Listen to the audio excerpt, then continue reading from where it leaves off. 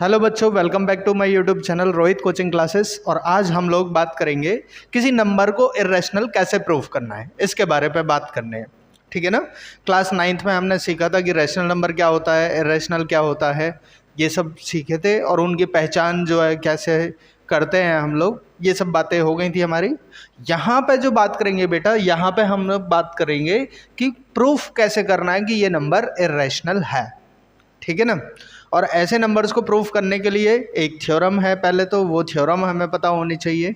ठीक है ना। और उसके बाद जो है हम क्वेश्चंस के सॉल्यूशन को जो है देखेंगे। तो थ्योरम पे बात करें अगर पहले, ठीक है ना, तो थ्योरम क्या बोलती है? वो कहती है कि if P is a prime number, अगर P कोई एक प्राइम नंबर है and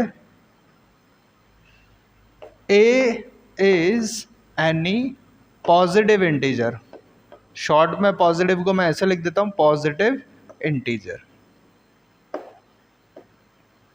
देन तब if P divides A square, then P divides A also।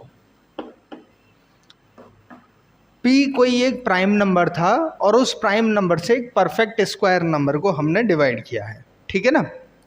तो ये कह रहा है कि अगर परफेक्ट स्क्वायर वाले नंबर को वो डिवाइड करता है तो इस स्क्वायर वाले नंबर का स्क्वायर हटा दो तो A मिल जाएगा, इस नंबर को भी वो डिवाइड करेगा। जैसे मैं कोई भी एक एग्जांपल ले लेता हूँ, उससे आपको ये थ्योरम जो है क्लियर हो जाएगी। मैंने एक लिया, एक नंबर मान लेता हूँ कि P जो प्राइम नंबर है वो है हमारा 3। ठीक है ना। और A स्क्वायर जो है ये है हमारा 36। तो भाई मैं क्या करूँगा कि P जो है A स्क्वायर को डिवाइड कर रहा है, मतलब 36 को 3 से डिवाइड कर रहा हूँ। ठीक है ना। और ये 12 आ जाएगा मेरा आंसर। सेम इसी टाइप से बेटा अब मैं सिर्फ A को जो है डिवाइड करूं तो A square is equal to 36 है, तो A कितना होगा हमारा 6 होगा, और 6 को भी 3 से डिवाइड करूंगा तो ये भी परफेक्टली डिवाइड कर रहा होगा इसको। यही वो थ्योरम बोल रही है कि अगर कोई परफेक्ट स्क्वायर नंबर है उसको अगर हम प्राइम नंबर से डिवाइड कर रहे हैं और वो डिवाइड हो गया तो बिना स्क्वायर वाला उसी नंबर का स्क्वायर रूट जो होगा उसको भी अगर हम लोग करेंगे डिवाइड तो वो भी डिवाइड हो जाएगा। ठीक है ना। यही थ्योरम का यूज़ जो है हमें इस टाइप के क्वेश्चंस में यूज़ करना होगा। आते हैं, कोई एक एग्जांपल ले देता हूँ सबसे पहले, या फिर एक काम करते हैं, ये जो क्वेश्चंस आपके सामने लिखे हुए हैं ये एक्सरसाइज 1.2 के हैं। ठीक है ना। एक्सरसाइज 1.2 के हैं, इन्हीं क्वेश्चन से ही जो है हम लोग कर ले रहे हैं। तो कह रहा है प्रूव दैट √5 इज इर्रेशनल। तो ऐसे नंबर जब भी कभी आए, प्रूव दैट √5 इज इर्रेशनल, तो हम वहाँ पर लेट कर लेते हैं कि लेट √5 इज रैशनल। थोड़ी देर के लिए इसको रैशनल कंसीडर कर लेता हूँ। ठीक है। तो भाई √5 इज रैशनल नंबर, तो रैशनल नंबर P/Q की फॉर्म में होते हैं और where Q does not equal to 0 होती है। यहाँ पे हम एक और मान लेंगे चीज़ें कि where P and Q both are co-prime integers. दोनों के दोनों कैसे हैं? को-प्राइम इंटीजर है, मतलब P और Q में कुछ भी कॉमन नहीं आने वाला। ठीक है ना। ओके। अब ये वाली कॉन्सेप्ट जो है इसे देखते हैं हम लोग यहाँ पे। तो बेटा यहाँ पे √5 है, मैं दोनों साइड का अगर स्क्वायर करूँगा तो ये अंडर हट जाएगा, तो √5 square is equal to P/Q का होल स्क्वायर। और 5 का स्क्वायर करूँगा तो ये आएगा 5 is equal to P²/Q square. ऐसा कुछ Q स्क्वायर यहाँ डिवाइड में इधर आके मल्टीप्लाई हो जाएगा, तो ये बनेगा बेटा कितना, 5Q square is equal to P²। और देखो Q स्क्वायर को 5 से मल्टीप्लाई किया तब जाके मेरा आंसर आ रहा है P²। तो इसका मतलब ये हुआ कि जो P² है वो 5 का मल्टीपल है, 5 से मल्टीप्लाई करने के बाद आ रहा है। तो इसका मतलब ये हुआ कि P² जो है वो 5 से डिविजिबल है। ठीक है ना। तो यहाँ पे मैं ये लिख सकता हूँ कि P square is divisible by 5। अब क्योंकि पी स्क्वायर जो है कोई भी एक पॉजिटिव नंबर था और ये प्राइम नंबर है, इससे डिविजिबल है, then P is also divisible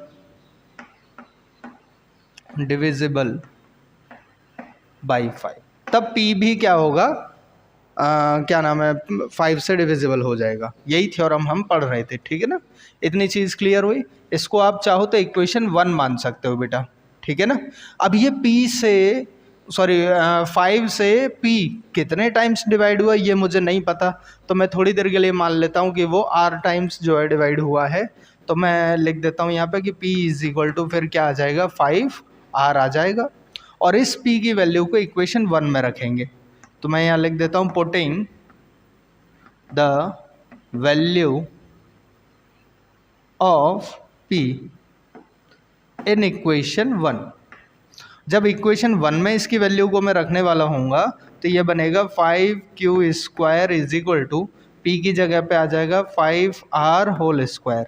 तो ये बनेगा 5q square is equal to 25r square. 5 से ये जाएगा 5 टाइम, तो q square is equal to 5r square. ये चीज़ मिली मुझे।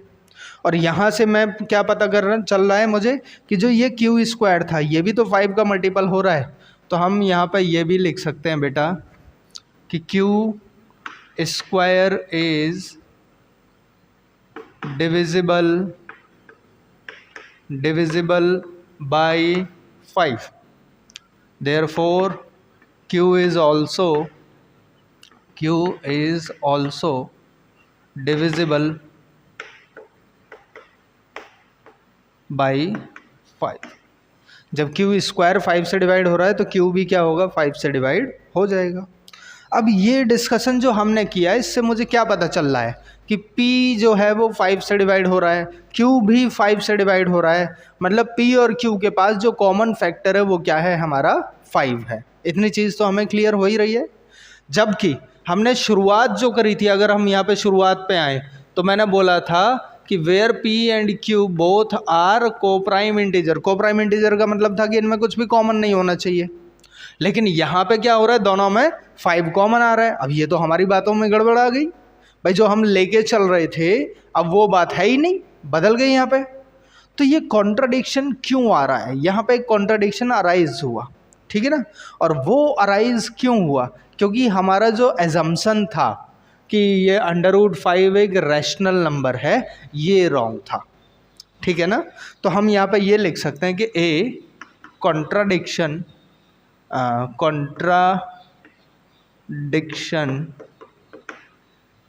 is arise due to our wrong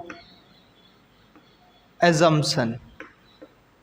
हमारे गलत एजम्पशन की वजह से जो है एक कॉन्ट्राडिक्शन अराइज हुआ, और वो क्या था, दैट √5 इज इर्रेशनल, ठीक है ना, क्योंकि √5 कैसा है, इर्रेशनल है। Therefore √5 is irrational. √5 जो होगा वो हमारा क्या हो जाएगा, इर्रेशनल नंबर हो जाएगा, ठीक है ना।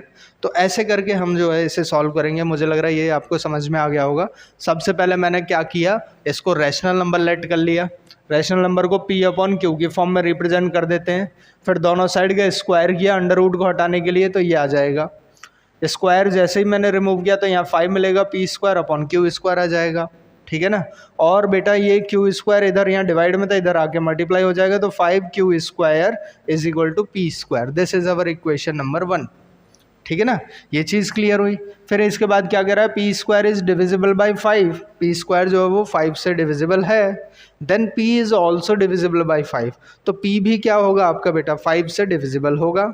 कितने टाइम्स डिविजिबल होगा ये नहीं पता है, तो हमने r टाइम्स मान लिया, तो p is equal to 5r। और इस p की वैल्यू यहाँ इक्वेशन 1 में यहाँ वाले p की जगह पे हमने रख दी।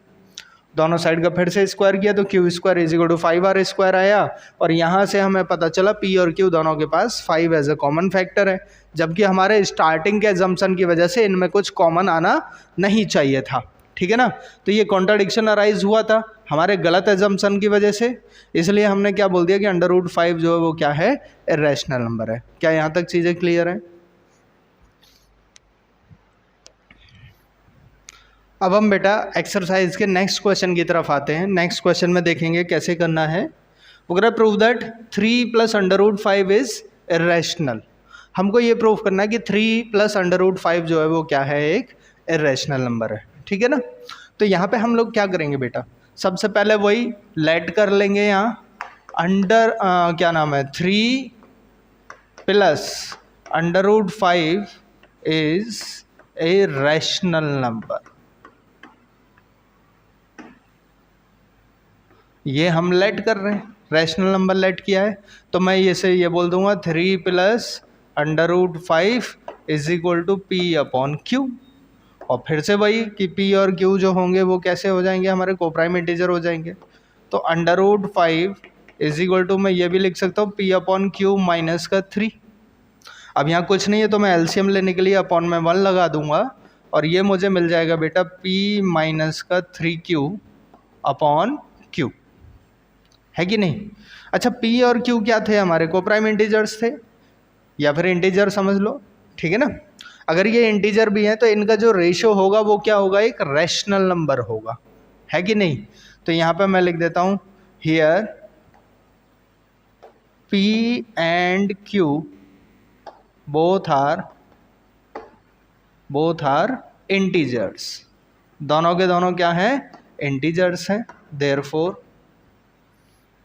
Therefore p - 3q/q is rational. अगर ये रैशनल है तो √5 भी कैसा होना चाहिए, रैशनल होना चाहिए। लेकिन अभी तो थोड़ी देर पहले ही हमने इससे पहले वाले क्वेश्चन में प्रूफ किया है कि √5 कैसा है, इर्रेशनल नंबर है।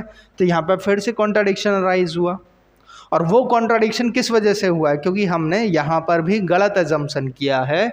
हमारा जो यहाँ पे लेट किया था हमने कि 3 + √5 इज रैशनल नंबर, ये बात गलत है। और नंबर केवल 2 ही टाइप के होते हैं, ठीक है ना, या तो रैशनल या इर्रेशनल। तो अगर ये नंबर रैशनल नहीं है तो कौन हुआ, इर्रेशनल होगा। तो यहाँ से हम इसे जो है प्रूफ कर देंगे। ठीक है ना, फिर से वही लिखना है, contradiction is arise due to our wrong assumption, हमारे गलत एजम्पशन की वजह से कॉन्ट्राडिक्शन अराइज हुआ है।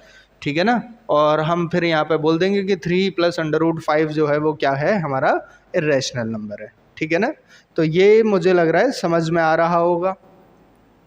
तो मैं यहाँ पे ये बोल देता हूँ बट ये लिख दिया मैंने, ये रैशनल नंबर है, तो therefore √5 is a rational,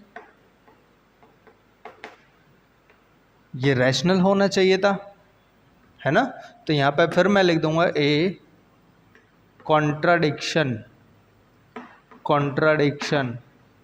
is arise due to our wrong assumption, हमारे गलत एजम्पशन की वजह से फिर से कॉन्ट्राडिक्शन अराइज हुआ है, दैट 3 + √5 इज रैशनल। यही तो कॉन्ट्राडिक्शन है कि 3 + √5 एक रैशनल नंबर है।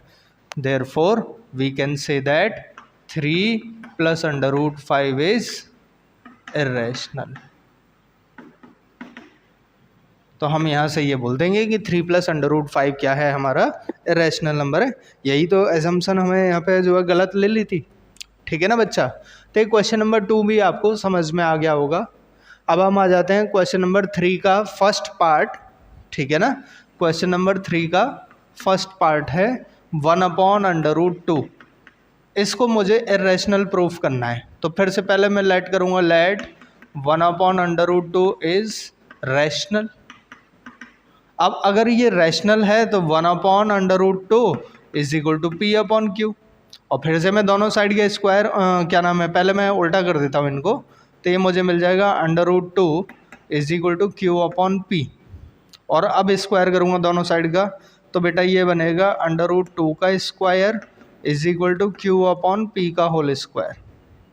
तो ये आ जाएगा कितना, Q square upon P square. और यहाँ पे आ जाएगा कितना, 2, देखो 2 तो इसका आया और ये पी स्क्वायर इधर आ जाएगा, 2p square is equal to Q square, ये मिल जाएगा मुझे। तो मैं यहाँ पे ये बोल सकता हूँ कि जो क्यू स्क्वायर है वो 2 का मल्टीपल है, ठीक है ना। तो यहाँ बोल दूंगा Q square is divisible by 2 से डिविजिबल है, therefore Q is also divisible by 2। Q भी क्या होगा, 2 से डिविजिबल हो जाएगा, ठीक है ना। और कितने टाइम्स होगा, तो Q इज इक्वल टू क्या आ जाएगा हमारा, 2R मान लो। और Q की वैल्यू यहाँ इसे इक्वेशन 1 मान के यहाँ पे पुट कर देंगे, putting the value of Q in equation 1, putting the value of Q in equation 1। तो बेटा ये बनेगा 2p square is equal to Q की जगह पर 2R का whole square is equal to 4R का स्क्वायर, और इससे मैं इसे काट दूंगा 2 टाइम्स, तो ये आएगा 2R स्क्वायर। तो p square is equal to क्या बना, 2R स्क्वायर, है कि नहीं। तो मैं यहाँ पे क्या बोल दूंगा कि p स्क्वायर जो है वो 2 का मल्टीपल है या 2 से डिविजिबल है कि नहीं। तो यहाँ पे मैं बोलने वाला हूँ p square is divisible by 2, therefore p is also divisible by 2, ठीक है ना। तो फिर से मुझे पता चल रहा है कि P और Q के पास जो है कॉमन फैक्टर 2 आ रहा है, जबकि शुरुआत में हम ये मानते हैं कि P और Q के पास जो है कोई भी कॉमन फैक्टर नहीं आना चाहिए। तो यहाँ पर हमारी एजम्पशन जो थी, मैंने जो 1/√2 को रैशनल माना था, वो मेरा डिसीजन रॉन्ग हो गया, ठीक है ना। तो वो कॉन्ट्राडिक्शन अराइज हुआ कि 1/√2 रैशनल नहीं है, ठीक है ना। तो फिर जब रैशनल नहीं है तो कौन बनेगा, इर्रेशनल नंबर बचेगा, ठीक। तो ऐसे करके हम जो है इसे प्रूफ कर देंगे। अब क्वेश्चन नंबर 3 का सेकंड पार्ट देखते हैं। 7√5 को इरेशनल प्रूफ करवा रहा है, तो फिर से वही करना है हमें। यहाँ पे अंडर रूट को जो है क्या नाम है, जो नंबर दे रखा है ये वाला, इसको रैशनल लेट करना है। तो मैं करूँगा late 7√5 is rational.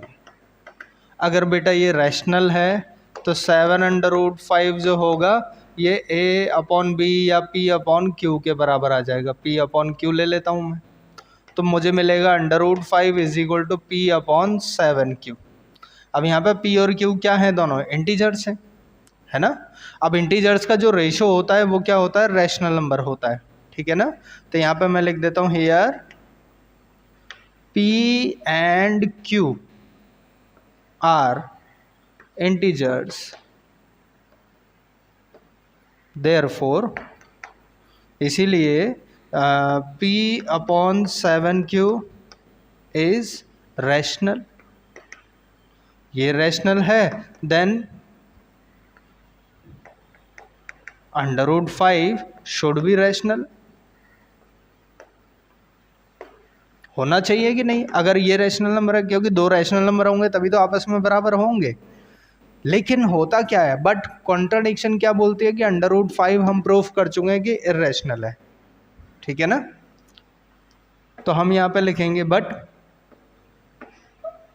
√5 is irrational.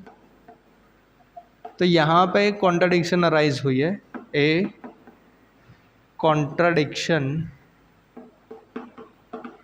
Is arises due to our wrong assumption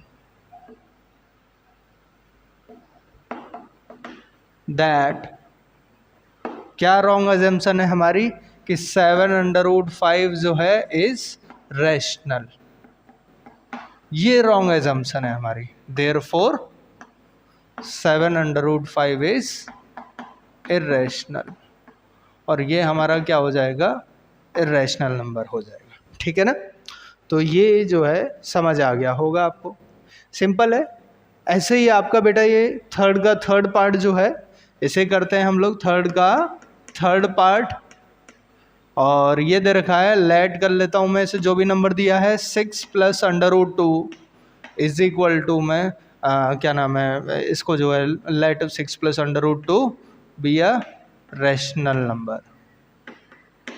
मैंने इसको रैशनल एज्यूम कर लिया, तो यही फिर वही 6 + √2 इज इक्वल टू क्या आ जाएगा हमारा, P/Q। ठीक है ना। तो ये आ जाएगा कितना, √2 is equal to P/Q minus का 6, इसके अपॉन में 1 ले लो, एलसीएम लूँगा तो P माइनस का 6Q/Q, where P and Q are integers, ऐसा बोल देंगे, ये इंटीजर्स हैं बेटा। देयरफॉर ये आ जाएगा P माइनस का 6Q/Q इज रैशनल। अगर ये रैशनल है तो √2 should be rational, so √2 should be rational होना चाहिए कि नहीं। बट यहाँ पे फिर से कॉन्ट्रडिक्शन आई कि √2 जो है कैसा है हमारा, रैशनल ना होके इर्रेशनल नंबर होता है। तो कॉन्ट्रडिक्शन क्या अराइज हुई, कॉन्ट्रडिक्शन ये अराइज हुई कि हमने जो ये लेट किया था कि ये जो है क्या नाम है 6 + √2 बी अ रैशनल नंबर, ये हमारी एजम्पशन गलत थी। ठीक है ना। तो फिर से यहाँ पे मैं लिख दूंगा ए कॉन्ट्राडिक्शन, यहाँ पे ये भी लिख दिया करना, जैसे √2 should be a rational number, हम लिख देंगे कि but we know that √2 is rational, ये और लिख देना संग में, है ना। यहाँ पर भी ऐसे लिख देना कि √5 should be a rational number है, but we know that √5 is rational, ये भी लिख लेना। ठीक है ना। A contradiction is arise due to our wrong assumption.